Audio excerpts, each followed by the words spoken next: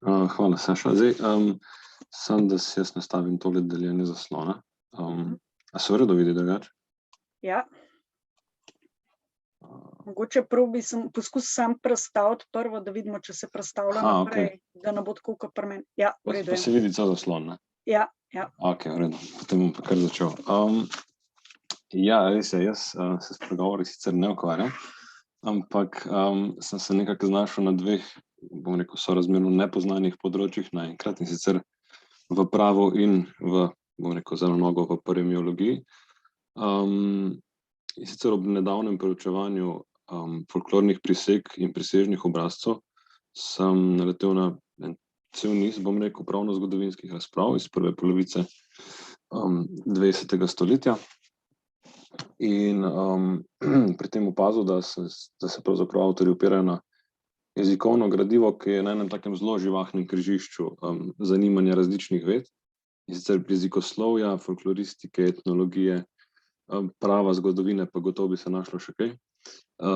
In tudi zaradi tega presečišča se bom raje v sami predstavitvi danes teoriji pa terminologiji oziroma teoretičnim pa terminološkim zagatam rajši izognil, ker to nekako načrtujem v prispevku podrobneje razdelati, in se bom nekako usmeril svojo pozornost na gradivo, se pravi, s čim konkretno, s kakimi primeri so si avtorji pri interpretacijah raznih pravnih pojavov v svojih razpravah pomagali.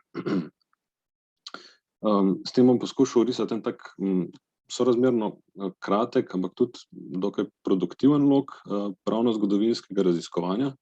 Bom se pa osredotočil predvsem na dva avtorja, to sta Sergej Vilfan in pa Metod Dolenc. Seveda, tukaj mi je bilo na samem začetku zelo zanimivo videti, koga in zakaj, pa tudi kako so zanimale zbirke pregovorov. In mogoče en tak del ponudi že tale Dolenčev citat, ki ga navajam v nadaljevanju. In sicer, narod si je ohranil pregovore, kakor nekakšno svetinjo iz boljših časov, izgovarjal jih je v resnem razpoloženju tudi tedaj, kadar jih ni več docela razumel. Na nas je, da navzlic temu njihov pravi pomen ugotovimo. To je zapisal v Vodnikovi pratiki, se pravi, bil naslovnik nekakva širša javnost, ko smo že prej pratike omenjali.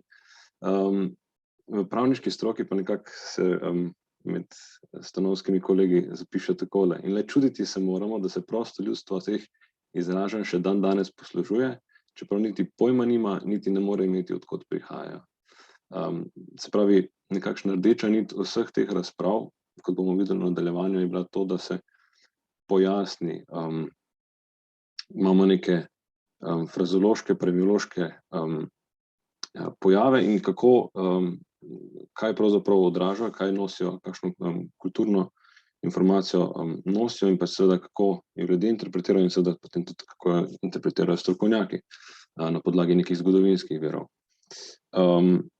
Seveda, zakaj bi paremiologija zanimala pravnike, je mogoče na prvi pogled malce nenavadno, sploh ker se danes s tem pravniki, pravni zgodovinarji ne ukvarjajo več, ampak mogoče, ko se podrobneje ozremo po pravni stroki, pogledamo te številne panoge, tako na področju javnega kot zasebnega prava, vidimo, da je bilo pravo od nekdaj prepleteno s vsakdanjimi dejavnostmi človeka, pa ne glede na to, o kateri zgodovinski pojavnosti prava govorimo, in da se seveda ne gre čuditi, če so neki pravni predpisi, neka splošno rečeno pravila, da so se shranjevala oziroma naslojevala v pač to neko ljudsko izročilo in se potem seveda medgeneracijsko prenašala. Zelo na kratko bom skočil k etnolingvistiki, in sicer, ker enostavno zaradi asociacije, ki bom pojasnil malo kasneje, ampak kot verjetno tukaj zbrani večinoma dobro vemo, je nekako ta prva taka jasna teoretična razmejitev pristopov, se pravi, mislim, pristope k raziskovanju medsebojnega delovanja na eni strani jezikovnih sredstev in kulture. Pri nas upeljala Erika Kržišnik po vzgledu ruske frazeologinje Telje. In sicer njena opredelitev iz leta 2005 imamo tule na začetku napisano, in sicer etnolingvistika raziskuje in opisuje predvsem zgodovinski vidik nastajanja frazemov, oziroma pojavljanje kulturnih plasti pri tem nastajanju. Zanjo je značilen diahroni način obravnave, zato bi lahko imeli tudi zgodovinski ali etimološki pristop. Etnolingvistiko zanima kulturno ozadje kot izhodišče za slikovito, torej figurativno podlago nekega frazema. Pri seveda nadaljevanju v tej svoji razpravi avtorica omenja tudi to znano delitev, ki je postavil Stanislav Skorupka leta 1958, in sicer na konvencionalne frazeme in naturalne frazeme. Prvi temeljijo na teh specifičnih nekih razmerah, s katerimi je nek narod oziroma bolj rečeno neka ta jezikovna skupnost v stiku, in se potem na ta način odražajo v samih frazemih, in pa na drugi strani naturalni frazemi, ki temeljijo pa na splošnih naravnih pojavih, se pravi, z tega izhaja, da so skupni več jezikom, ker so po sami naravi splošnejši. In če so se nekako jezikoslovci in prevajalci, recimo Anton Sovre, France Bezlaj, tudi Božo Boršnik kot prevajalec, Anton Bajec kot jezikoslovec, v 50. pa 60. letih ukvarjali predvsem s prevzemanjem, z vprašanji prevzemanja, kalkiranja frazemov, vse nekako v tem kontekstu teh purističnih diskusij. In pri njih je seveda Erika Kržišnik v tej razpravi odkrila več usporednic s Skorupko in to delitvijo, to je bilo v 50. in 60. letih. Najdemo neke usporednice tudi in podobnosti pri razpravah pravnikov in pravnih zgodovinarjev v 30. in 40. letih. Zato sem zdaj nekako moral narediti ta preskok k etnolingvistiki. In sicer v ospredju se pojavlja pri vseh teh razpravah pravnih zgodovinarjev ta želja po iskanju avtentično slovenskih pojavov, tega, kar oni imenujejo ljudska pravna zavest. In seveda s tem je povezano iskanje tudi avtentičnega jezikovnega gradiva, ki pač po navedbah predvsem Metoda Dolenca, ki še živi med ljudstvom. Se pravi, iz tega, kar imamo, lahko nekako se, bom rekel, romantični ideji prebijemo do te ljudske, do prave, avtentične ljudske pravne zavesti. Vsem razpravam, se pravi pravnim razpravam, je bila skupna tudi nekako puristična tendenca, ki se kaže v teh tekstih, recimo Jakob Kelemina navaja takole, da se začne že zgodaj izposojanje tujih besed, ki nam kasneje tako nemilo znakazijo obliče slovenščine. No, da pa preidem k tistim podobnostim, ki sem jih omenil s Skorupko, mogoče se najočitneje izrazijo v tem zapisu Metoda Dolenca. In sicer, če pogledamo, kot citiram, če pogledamo stvari do dna, vidimo, da so pregovori ali reki različne vrste. V eni vrsti se skrivajo v njihovem besedilu splošno veljavne resnice, ki včasih niti nimajo posebne notranje vrednosti, ker nam povedo le nekaj takega, kar ni bilo in ne bo nikdar drugače. In potem našteje par primerov, recimo ni jela brez dela, več oči več vidi, kar te ne peče, ne gasi in podobno. V drugi vrsti, druga vrsta takih pregovorov in rekov so pa tisti, ki se ne tičejo občne naravnosti, ampak posebne. In potem kasneje v zaključku izpelje to misel. Prav posebna vrsta takšnih pregovorov pa so tisti, ki tičejo v njih zgodovinski spomin nekdajšnjih, danes že preživelih se potez ljudske pravne zavesti. In tukaj mogoče se nekako najočitneje vidi to kot odkritje oziroma bolje rečeno razkrivanju, česa so stremeli pravni strokovnjaki.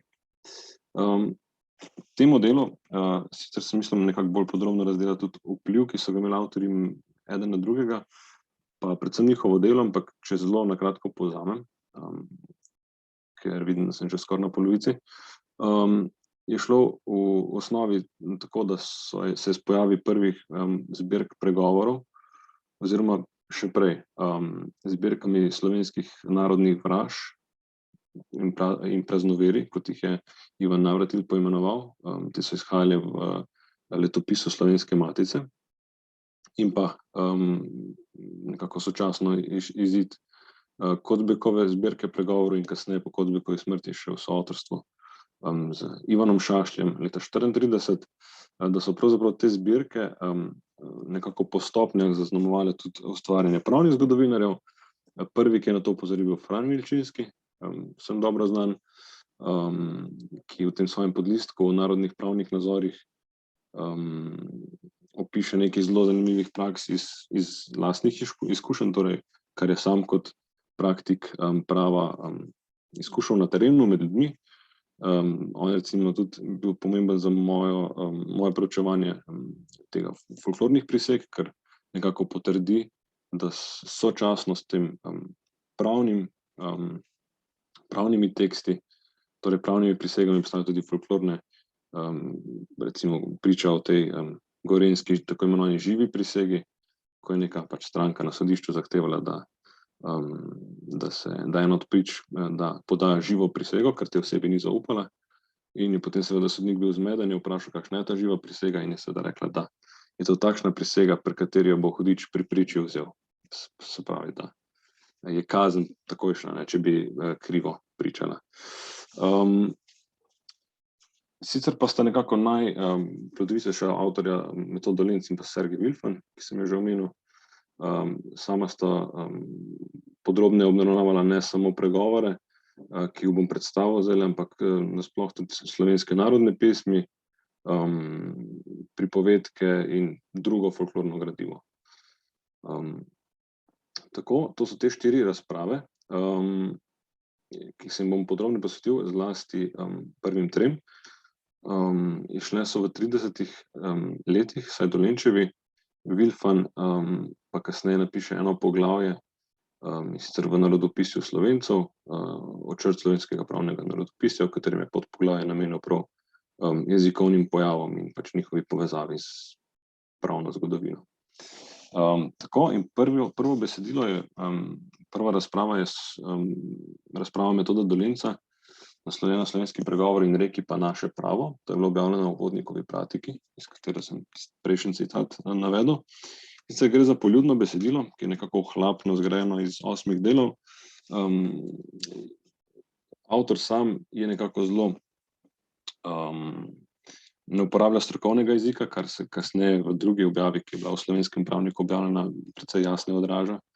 In je zato tudi nekako bolj površen pri izpeljavi svojih argumentov, ampak kljub temu navede, kar uporabi pri tem precejšen nabor enot, gre za 66 enot, skoraj prevladujejo pregovori in reki iz Kodbikove in Šašljeve zbirke, teh je 56, potem pa naniza še 10 primerov, ne bom rekel frazemov, mislim, večinoma so frazemi, ampak so vmes tudi recimo glagoli ali pa, ne vem, recimo upeči se, v katerih je pač on videl neke te predstave, ki so zasidrane. Jaz bom navedel samo tiste, ki se od te inštitutske zbirke, ki je bila zdaj objavljena, razlikujejo, oziroma tiste, ki so bolj zanimivi. V prvem primeru, mislim, v primeru prve razprave so to večinoma frazemi, kasneje bo nekaj pregovorov tudi. So pa tule zraven vidimo, recimo, v teh oglatih oklepajih navedena poimenovanja, spravi, kako je sam avtor to enoto poimenoval.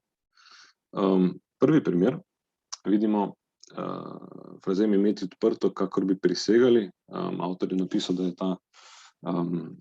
je na ta izrek naletel nekje iz okolice Blok, oziroma da je njegov kolega mu to posredoval, in je seveda povezano s predstavo o tem, da je moralo biti, da se je pač priseganje oziroma nasploh pravne, sodne, pač pravni postopki so se izvajali na prostem in vsi pomembnejši postopki nasploh, da so pravzaprav zlasti pri priseganju nekako ti zli duhovi, ki so bili kot ta višja sila, pri kateri se je prisegalo, da so pač lahko poskrbeli za kazen v primeru krive prisege. Zanimivo se seveda pri vseh teh enotah, ki jih navajam, da so pospremljene tako z avtorjevimi lastnimi izkušnjami, kot izkušnjami kolegov s terena. Se pravi, nimamo zgolj enote teksta, ampak dobimo tudi nek vpogled v kontekst, v čas, tako da imamo vsaj neko približno predstavo o rabi. Pod drugo tole enoto, Beste plenta, Strela Božja te ubi, Dolenc spet navaja dva izreka, kot jo imenuje, iz lastne pravne prakse. Šlo je za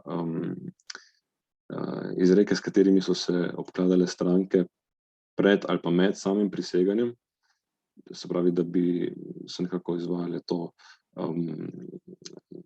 da bi pač prestrašile nasprotno stran, torej drugo stranko v tem postopku. Tudi s priseganjem povezano je to, da Dolenc tako napiše, na to lahko 20krat, 50krat, 100krat prisežem, se pravi, gre za variante frazema in pač je povezano s to prakso, ki sicer v virih ni dobro dokumentirana, tako da recimo kasneje Wilfan ni podrobneje razčlenjeval, da je lahko pač neka oseba, če ni imela teh prisežnih pomočnikov, ki bi jamčili za njeno besedo, se pravi, potrjevali, da je oseba vestno oziroma da bo povedala po svoji vesti, je lahko ta oseba sama pač prisego podala večkrat, ampak bi bila seveda s tem kazen toliko hujša. Potem navaja v nadaljevanju nekaj primerov Štajerske, recimo, je bil kakor smrtni greh na pokori, to imenuje za priliko.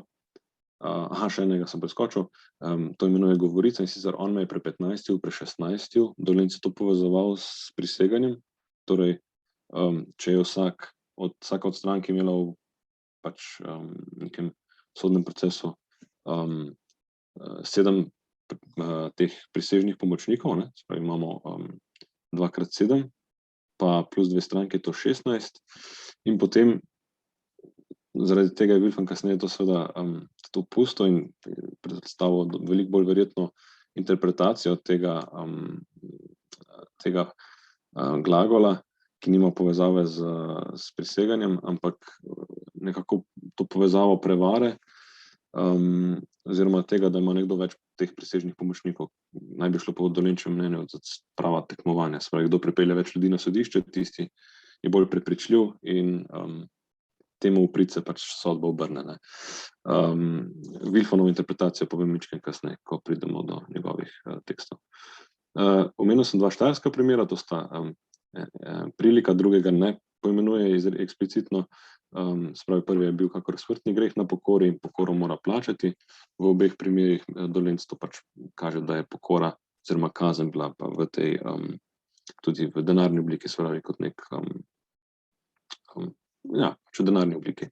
Potem je ta dobro znana, drži se kakor lipa v bok, imenujejo prilika. Vira ne navaja, ampak pravi, da je to tako ali tako v splošni rabi. Gre pa pač enostavno za to, zakaj je povezano s pravom, ker je s tem želel nekako tudi s krščansko miselnostjo povezati to, da so ljudje nasploh obsojali tisti, ki so se držali, torej obnašali v duhu malikovanja. Ta opeči se je pa pravzaprav nekako stalnica vseh razprav in sicer Vera se ne navaja, mislim, da je prvotno pač zamisel za interpretacijo tega glagola Dolenc dobil v prevajanju Dušanovega zakonika, se pravi srbskega pravnega spomenika. In sicer gre za izvor tega glagola, naj bi bil iz Božje sodbe, torej sodbe preizkusa s temi jordaljami, torej preizkusa z ognjem, torej če oseba povleče železo, razbeljeno železo iz vode, potem je seveda nedolžna, če nima nekih, bi rekel, posledic, ne, če se ne poškoduje pri tem.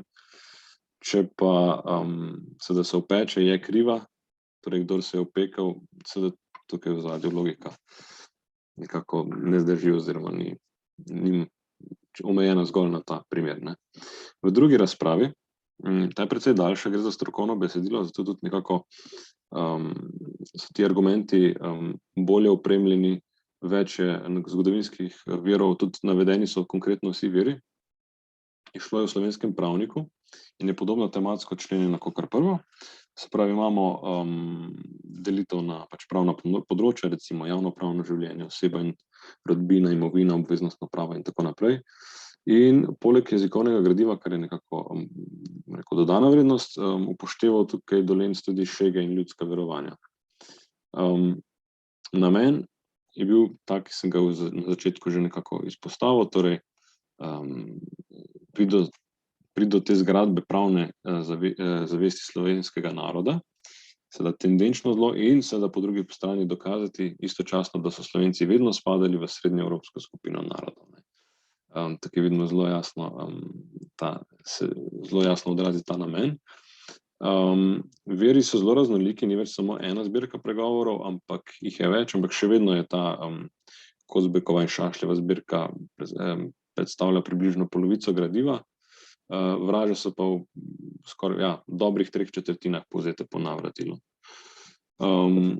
Navaja glagola za mehuriti in zašiti kot obliko kazni za prevarante v 13. in 14. stoletju. Torej, da naj bi se jih zašilo v neko vrečo ali mehur ter potem kaznovalo s potapljanjem v vodo.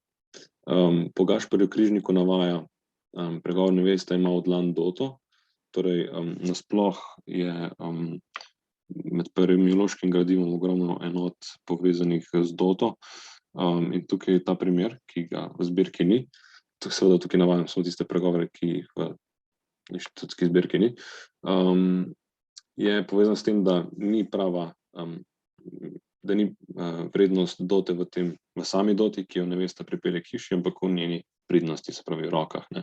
Mislim, da je varianta, ena od variant, se pravi, da ima nevesta doto za nohti, se mi zdi, da ta pa je navedena v tem inštitutskem arhivu. Več baz prinese kot zvon odnese, o tem je Dolencu poročal sodnik iz Višnje Gore. Šlo naj bi za kalk iz nemščine in je bil namenjen spodbujanju vdovcev, da se ponovno poročijo. Torej baz kot poročna oziroma ženitovanska godba bo več prinesla, kot je odnesel mrliški zvon v tem smislu. Potem iti na skuto, biti na skuti, povezano z posinovljenci, torej skutniki, zlasti v Beli krajini naj bi bil ta pojav, ne navaja pa vira, se pravi, odkot je zvedel za ta primer. Potem še ena enota, ki naj bi šlo za kalk iz nemščine. En oče živi lahko 10 otrok, 10 otrok pa ne enega očeta. Ta naj bi se pojavil sredi 18. stoletja kot svarilo, naj očetje ne razdelijo vsega svojega imetja med otroke, se pravi v času njihovega življenja, torej pred smrtjo, torej rajši za oporoko ali pa na koncu življenja. Navaja tudi variantnost, to je v bistvu prvič, da je nekdo od teh avtorjev upošteval, da pač obstaja več variant ene enote, enega pojava, in sicer navaja po Pleteršniku, Šponoviji, Krava crkne in pes po Kozbekovi in Šašljevi zbirki. Nek notar iz Ljubljane je Dolencu posredoval tole pravilo, ki se je glasilo, kdor se na gruntu znuca, tega mora grunt rediti. Torej, hlapec dekle, ki je pač služil gospodarju, ima potem zagotovljeno te osnovne, pač njegova eksistenca na tem gruntu, torej v tem gospodinstvu je zagotovljena, da lahko pač preživi tam, torej poskrbljeno za streho nad glavo in pa hrano ter pijačo. Razširjen naj bi bil ta enota na območju Gorenjske in Notranjske. Potem pa recimo tinta je vinta, to naj bi bilo v splošni rabi, piše Dolenc, torej da so pogodbene obveznosti, torej tisto, kar je podpisano, da je pač obvezujoče, iz tega pač neka stranka ne more izviti. Potem tukaj mislim, da napaka, da o tem ni poročal sodnik iz Višnje Gore, ampak Dolenc navaja po lastnem znanju, da se tebi sme posoditi samo mačka. Ta je precej razširjena, pa mogoče celo starega mačka, torej mačka v vsakem primeru, ki zna priti nazaj, torej je s tem jasno pač povedano, da nikomu res ni ničesar za posoditi, da ni zaupanja vreden človek. Zanimiv je recimo primer imeti prepovedano roko. V tem frazemu se recimo odraža, to me je sporočil prav tako nek sodnik iz Ljubljane Dolencu, da gre pravzaprav za poimenovanje tega preizkusnega roka. Torej, če ima nekdo pogojno kazen, ne gre v zapor, ampak je pač določena neka preizkusna doba, recimo 1 leto, in v tem času se je pač govorilo, da ima ta oseba prepovedano roko, torej ne sme ponoviti tega zločina, sicer pač bo sledila kazen. No, za ta primer po ustih počutite pa zelo, recimo, tak zanimiv, povezan z neko daljšo tradicijo. Gre za kazen, seveda izpričano v več virih, na območju predvsem Kostanjevice pri Krki. Gre za grehe povezane z jezikom, gre za obrekovanje predvsem. In na vinogorskih zborih so na pač to kazen obsodili obsojenca, in sicer šlo za obliko samokaznovanja, torej se moral fizično kaznovati z udarci, ponavadi pred dokaj veliko javnostjo, in se potem celo v nekih primerih Dolenc navaja, da so morali ti ljudje predvsem nase obrniti to, kar so izrekli, ali pa vzeti nazaj, to je dano še danes, ne? In potem so bile še neke druge prakse povezane s tem, recimo, da so kleče prosili božjega odpuščanja in podobno. No, v sami razpravi najdemo več opisov pravnih ritualov, no, ta je bil recimo že eden, ne? Drugi je pa, na primer, ob sklenitvi nekega posla, recimo nakup živine ali pa kaj podobnega, je bil v tem zadnjem sklepnem delu, ki se imenoval zaključek ali pa dokonček, je zapisal celo nekako tako izmenjavo, torej nek dialog.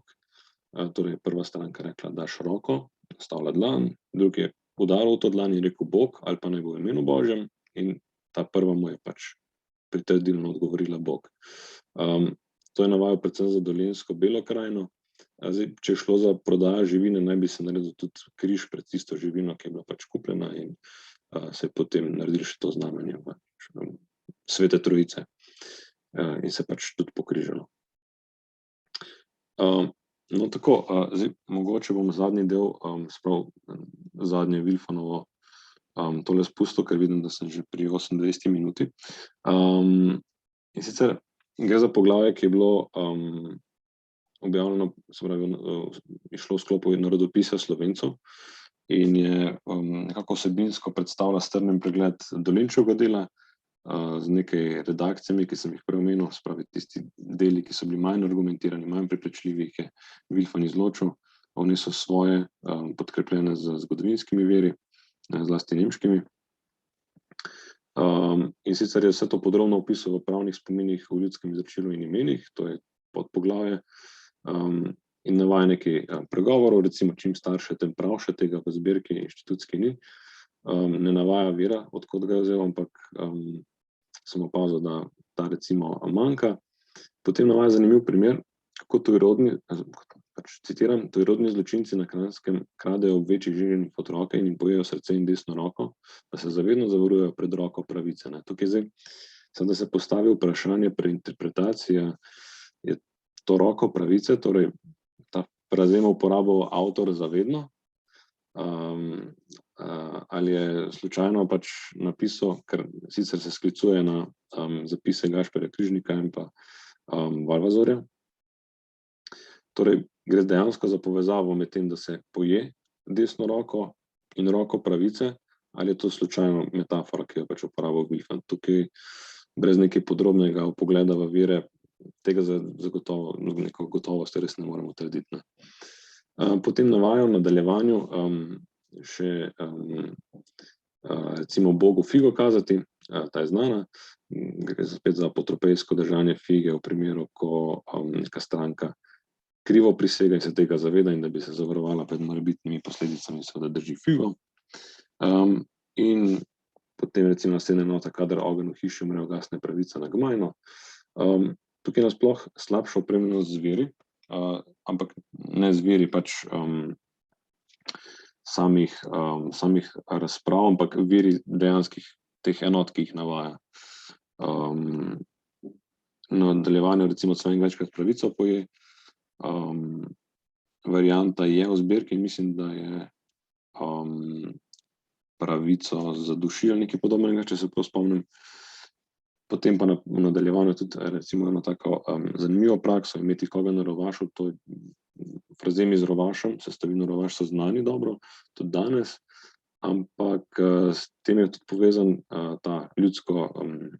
so povezane te ljudske številke, torej s katerimi se je pač zabeleževalo dejansko dolgove in podobno na rovaše same, in je recimo povezan s tem pregovorom, tako ga imenuje Vilfan, kljuka 5, križ 10, 2 pa 3, koktos 3. Se pravi, imamo kljuko, torej gre za rimske števnike v osnovi, torej ta v obliki V, pa križ 10, in 2, 3, in verjetno črtica za eno, ampak naj bi bilo to pravilo tega ljudskega štetja povzeto v tej enoti.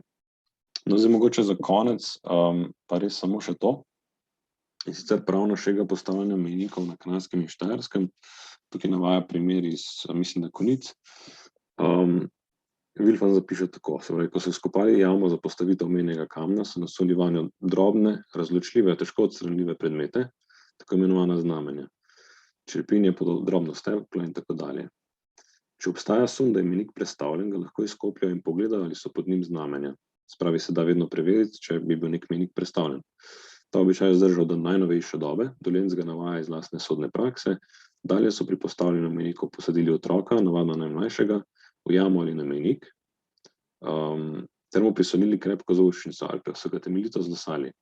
In od tod seveda potem Vilfan izpeljuje, da naj bi prišel rek zapisati za uho. Pajek navaja tak primer iz Konic, tam naprej. In Celestina, pravite, eden od teh informatorjev, ki so priskrbeli te informacije, je zapisal, da je nekoč kot deček moral stopiti na mejnik in pogledati na sosedovo hišo, tedaj mu je priletela zaušnica, češ, da si bo za vse žive dni zapomnil, kje mejnik stoji. Torej, tukaj je jasna potem zelo funkcija teh otrok. Ti pravni rituali so bili znani že, mislim, da iz 17. stoletja. Zagotovo vem, da o njih piše tudi Vodnik. Ampak recimo tukaj je ena razlaga, ta zapisati si za uho, razlago po tej Vilfanovi opredelitvi navaja tudi Keber, sicer ni navedel vira, tako da ne vem, če se je zgledoval po teh pravno-zgodovinskih razlagah ali po čem drugem, ampak gotovo je pač relevanten ta podatek, ki ga tukaj, s katerim Vilfan postreže. Zdaj, čisto za na konec, nekaj ugotovitev, ki so se nabrale med pregledovanjem teh besedil. Nažalost, nikoli ni prišlo do sintez ali pa nadgradnje teh zgodnjih ugotovitev tega tako imenovanega pravno-zgodovinskega loka. To je verjetno povezano s smrtjo avtorjev. Dolenc je umrl, mislim, da leta 44 ali 43, potem se je začela, mislim, je bila že seveda druga svetovna vojna v trajanju. Po drugi svetovni vojni pa delovanje pravnikov na tem področju zamre in je pravna zgodovina pravzaprav do 90-ih tako rekoč izgubila interes za to vrstno gradivo. Potem je bila pravzaprav samo še Vilfanova objava zgodovinske, imam tukaj navedeno, zgodovinska pravotvornost in Slovenci. Tam je recimo pregovorom namenil še eno poglavje. In kot vidimo, nek ta posreden stik z viri, ki so jih imeli na terenu ali pa med strankami kakorkoli, je vodil precej fragmentarne obravnave in so pač v njih skozi njo izpostavljali zelo izolirane krajevne značilnosti, niso bile nikoli zares urejene sistematično na nek areal, na neko območje. Tudi ta kulturni pa družbeni kontekst, ki sta bila podana, sta bila v zelo omejeni meri. Pomembno je seveda vprašanje vloge, ki ga ima tukaj pri takih rekonstrukcijah ali pa interpretacijah paremiološko gradivo, ker je zelo lahko dobro dopolnjevalno gradivo. Težava pa je, ko je pravzaprav to dopolnjevalno gradivo edino gradivo, ki ga imamo. Potem so ti sklepi lahko preuranjeni, površni in tako naprej. Je pa koristnost teh razprav zagotovo to, da je na enem mestu zbrano tisto, kar je v nekem pojavu bilo v tistem času dostopno. Gre za zelo različne podatke, etnološke, folkloristične, jezikoslovne, predvsem zgodovinske sicer. In pomen pri nadaljnjih raziskavah te razprave zagotovo imajo, predvsem za tista neraziskana pač področja, tako kot sem jaz recimo konkretno pri svojem delu odkril to, da so v veliki meri zelo dobro orisan kontekst, v katerem so se izrekali prisežni obrazci. Tako da kljub zmotam iz nekaj kritičnega branja teh razmislekov lahko pridemo do nekih novih pogledov na tisto gradivo, ki nam je mogoče iz kakih drugih, recimo jezikoslovnih razprav že dobro znano, tako da ne pustimo enega tega dela, pravzaprav raziskovanja, spregledanja.